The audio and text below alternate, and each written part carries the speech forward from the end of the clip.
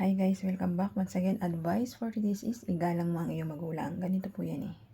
Simula't maliit ka pa, simula ang ginawa ka ng magulang mo, simula na nabuo ka sa tiyan ng nanay mo, ng magulang mo, kiniri ka na ng magulang mo, ng ina mo, ng ama mo. Ganito yan eh. Habang nasa napupunan ka, inaalagaan ka ng ina mo, umiinom siya ng vitamins, kumakain siya ng masustansya pagkain. Ganun din napoprovide yung ama mo, bumibili siya ng mga masustansya pagkain, mga prutas, vitamins para sa iyo habang nasa loob ka ng tiyan mo.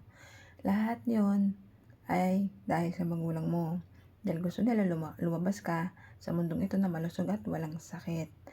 So hanggang sa lumabas ka, unang hakbang mo, nakapag-aral ka, binihisan ka, pinakain ka, hanggang sa lumaki ka, hanggang sa nagkaisip ka, hanggang sa nakapagtapos ka mag-aral, hanggang sa nakapag-asawa ka. So, lahat ng hirap nating magulang, suklayin lang po natin yan. Lahat ng mga sakripisyo nating magulang habang tayo lumalaki, sa sakripisyo sa pag-aaral natin, sila nagpo-provide ng financially para makapagtapos tayo ng pag-aaral, sa kanila po galing yon, sa pagsisikap nila po yon. Kundi po dahil sa pagsisikap nila, hindi tayo makapagtapos ng pag-aaral o lalaki o mabubuhay dito sa ibabaw ng mundo kung hindi ka man nakapag-aaral dahil walang financially yung magulang mo para suportahan yon. Pero nabinuhay ka pa rin nila para mabuhay dito sa ibabaw ng mundo at para makapag-aral na kahit high school lang o grade 6 lang, di ba? Makasulat mo lang yung pangalan mo. Kundi po dahil sa kanila ay hindi ka po lalaki ng ganyan. Hindi ka pa magkakaisip at magiging mabuting tao. Ang isang tao, pag pinalakan ng magulang na mabuti, dapat ibalik lang po natin yung sa ating magulang. Kung pinalaki ka ng magulang mo na maayos, mabuti, suklayin po natin yon. Maging magalang po tayo sa magulang natin. Huwag na po natin sila bastusin. Respetuhin, mahalin natin at igalang natin ating mga magulang.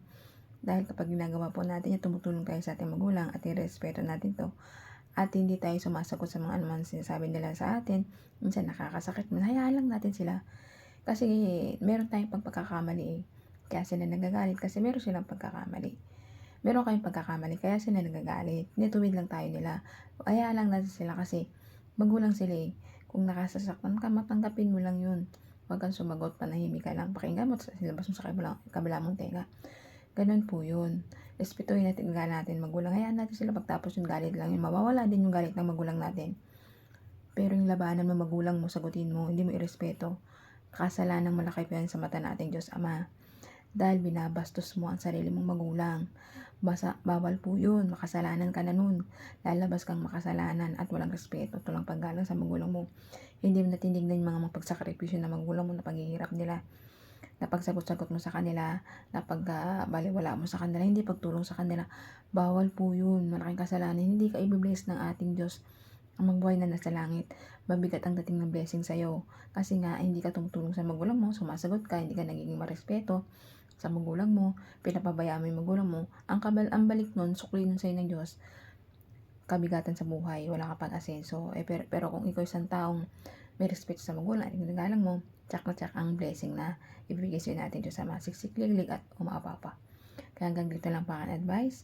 Ingat po tayong lahat and God bless.